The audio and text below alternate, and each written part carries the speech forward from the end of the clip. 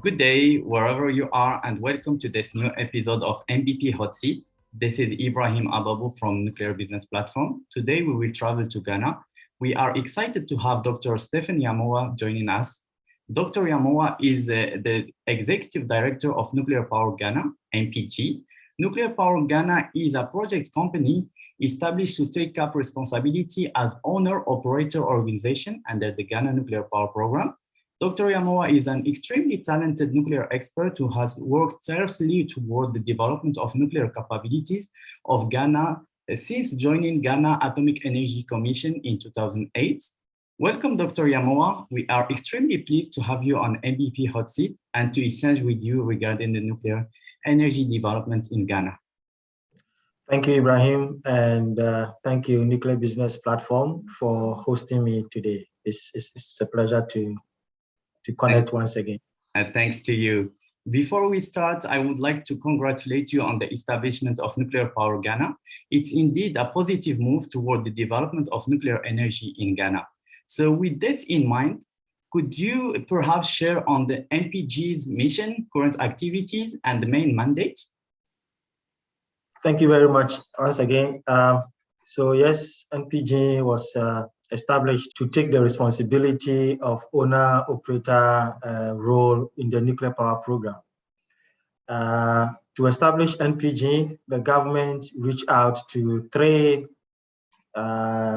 agencies: Ghana Atomic Energy Commission, which is a nuclear research organization, Volta River Authority, a utility company, and We Power Authority, also a utility company, to come together to establish a project organization that gave birth to NPG.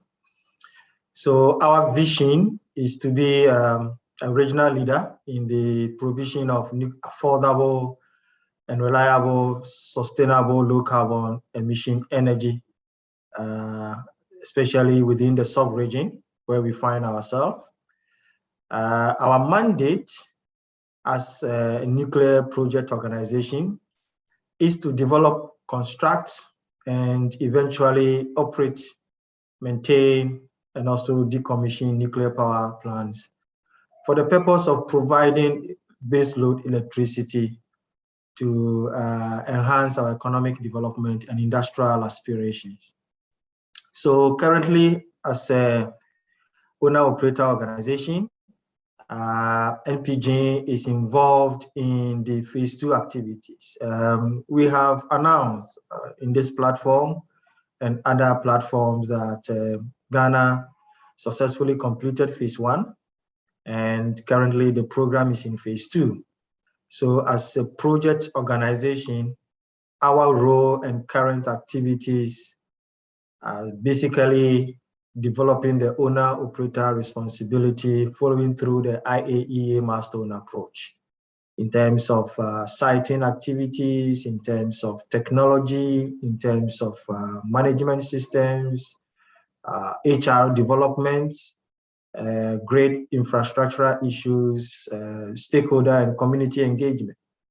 So we focus our efforts within the owner-operator responsibility. And we have currently developed a roadmap that outlines our unique role in the program development. As a project organization, currently we have about 32 staff from these three organizations.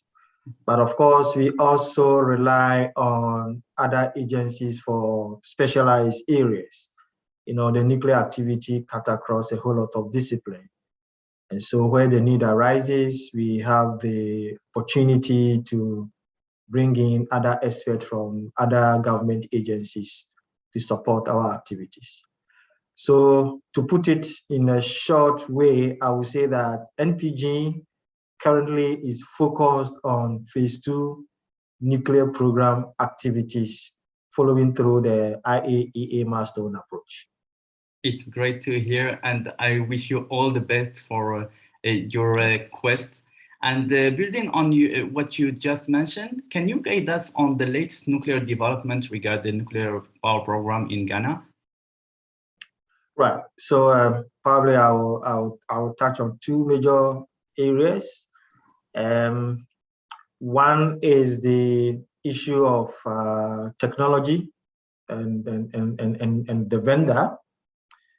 In June this year, the government issued requests for information in all to 7 vendor countries. In the end, we received responses from 6, and 1 opted out with a reason, a very tangible reason, because they were already committed to huge number of projects in their country, and therefore they were of the view that should they participate and eventually get the nod, it will be difficult for them to raise the needed resources and the manpower to develop the Ghana project. So on that basis, they informed us that they will want to stay out. So we had 6 responses, and in terms of companies, we received 15 responses from these 6 countries, and 6 of their responses were on large reactors between 700 to 1,400 megawatts, and 9 of the responses were SMRs. So currently, the team has been put together to review the responses and present a report with recommendations to the Minister for Energy, who will then pass it on to government, to cabinet for a decision going forward. So that is the stage now in terms of the vendor issues. There's also been a lot of work with respect to the siting activities. At the end of phase 1, we had 4 candidate areas that a lot of activities are currently ongoing to be able to select 1 out of the 4. And I must say that we are on course to complete the second phase of the site selection activities, which is the preferred sites identification. Hopefully, by next year, we should be able to complete that. So these are 2 major areas that I want to talk about. There are others that all coming to support these 2 activities. Interesting to hear all those developments. You mentioned 6 countries. Is it confidential, or can you share with us the name of those countries? Well, so we had responses from China, from Russia Federation, also from South Korea, also from US and France, and the last is Canada. So these are the 6 countries that responded, and the country that, with very tangible reasons, opted out is India. Okay, interesting. Thank you. And in your view, what were the main highlights of MPGs in 2021? I believe it would be touching on some of the matters you just mentioned. Yeah. So basically, the main highlights were the vendor, the technology selection, and then also the siting activities. But I must say that, our approach to the phase 2 activities is premised on 4 broad thematic areas. So 1 is the site selection activities and related support systems. The other is the vendor and strategic partner engagements, which eventually will lead up to the strategic partner and going forward to discuss contract issues and financing arrangements. The other important area is the issue of stakeholder and community engagement. And we have done a lot in this area, in the community, the 4 candidate area communities, and also with the general public. And then there is a 4th broad thematic area, which all comes in to support these 3 areas.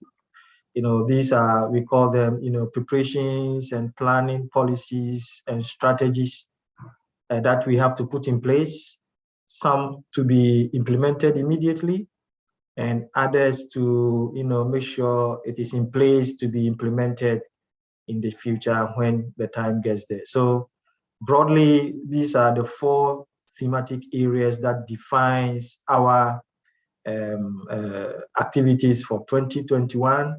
And eventually it is going to be the same, broad thematic areas moving on to 2022 and beyond until we are able to successfully complete the phase two, which will come up with our feasibility report, site approval reports, and a host of other reports. It's fantastic to hear about that.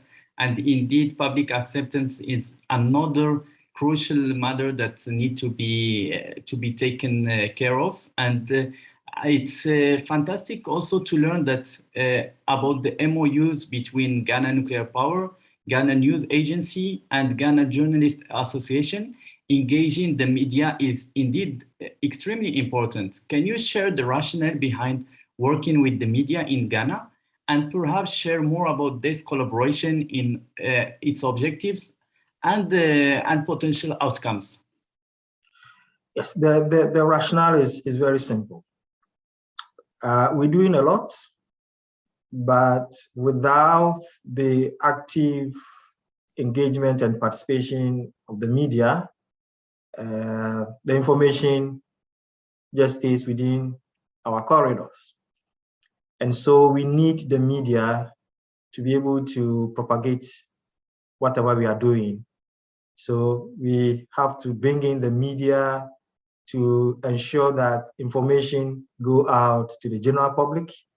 And of course, also to ensure that the media is well informed so that in their reportage, they will be able to, report accurately and reliably. And so we consider the media as a very strategic partner. So we thought that it was necessary to, get closer to them. And so you mentioned the Ghana Journalists Association. So this is the umbrella body that, manages and regulates journalist activities in the country. So having a collaboration with them brings on board almost all the journalists in the country. In that sense, if we want to engage them, we want to have a workshop for them, we are able to consistently engage the media because we realized that in the past, at a particular event, you have a couple of journalists coming. Another event, you have a different set of journalists. So the knowledge sharing and the information was not consistent. And so we thought that it is important to be closer to the journalists and bring them together to offer continuous training and information to them. Ghana News Agency is also strategic because they cover the entire country. And it is, I would say, it's the mother of all media platforms. You have, the private media houses, some of them, probably all of them, in most instances, taking their source of information from the Ghana News Agency. And so we realize that if we bring this also on board and we provide them with the necessary information and training, it makes the information flow accurate and reliable and sustainable. So we believe that the main focus is to enhance knowledge sharing and also the widen the information reach with respect to our media. But importantly too, even though we are a nuclear organization and we are promoting the nuclear and putting the information to the general public, we believe that our media should also take particular interest in energy reportage. So as part of the collaboration, we encourage the media houses to establish what we call energy desks, so that they specialize in energy reportage, not only on nuclear, but all the other energy forms. So these are the driving, motive behind our collaboration with the journalists to ensure that they have energy decks, provide them with training and information so that they can also reach out to the general public. Exactly. Indeed, it's very crucial to get like informed and to educate journalists to get to the public the right information, because sometimes they will get wrong information if they don't have the right basis on not Exactly. just nuclear but on energy matters uh, overall. And Exactly. Exactly. lastly, what do you enjoy most about your role? Perhaps this can serve as an inspiration to have more young people joining the nuclear sector. Wow. What inspires me? What do I enjoy? I would say that I recall as a young employee at Ghana Atomic Energy Commission, one of our senior colleagues who has retired now, saying that when they were employed uh, to work at Ghana Atomic Energy Commission, the goal and the task was for them to bring the nuclear agenda to fruition. The nuclear agenda that was started in the 60s to fruition. Unfortunately, they have retired. We're still on. And it serves as a source of motivation for me as a person to lead Nuclear Power Ghana,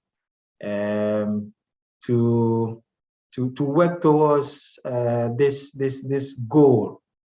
I must say that, of course, I wasn't born during the Nkrumah's time in the 60s, but reading the reports, I can say that the current, nuclear agenda has garnered a lot of momentum and interest, that it is motivating and reassuring to be part of it. And the other side of it is that I have a very young workforce that I'm working with, which means that there's a future for the projects in the country. And so these are the motivation to see that, yes, eventually there's light at the end of the tunnel, that we can provide our little efforts and knowledge to help our country to ensure that there is a reliable and sustainable power to prove to ensure that the industrial and economic aspirations that the country aspire to achieve, we can achieve that, because power is everything. And if you look at the 17 sustainable development goals, there's no way the goals can be achieved without a reliable power. And so for me to be part of a team and organization that is working to ensure that there is this power availability is really something that I'm happy about. And with all the challenges associated with it, the motivation is much stronger than the challenges. And we believe that with our efforts together, Ghana will eventually be counted as one of the nuclear power plant operating countries in the world. And Ghana is lucky to have individuals like you, Stephen. And hopefully, before your retirement, you would be able to see the nuclear plant running. Sure, I hope so. I hope so. We're working very hard, and I still have enough time if we are to meet our targets. Yes. So hopefully, Yes. I'll be available to turn on the knob for the nuclear to the grid. Exactly, exactly. Thanks once again, Stephen, for taking the time to guide us through these amazing developments. We are thrilled to see the pace Ghana is developing its nuclear program. Let me re-emphasize that Ghana, in our humble opinion, is an example in the region for the adoption of nuclear power. Thank you very much. Thank you. Thank you, Stefan. And to all our viewers, feel free to leave your feedback and question in the comment box below, and do subscribe to our channel if you would like to gain more insight from global nuclear leaders. Till we meet again next time for another edition of MVP Hot Seat. Enjoy your holidays.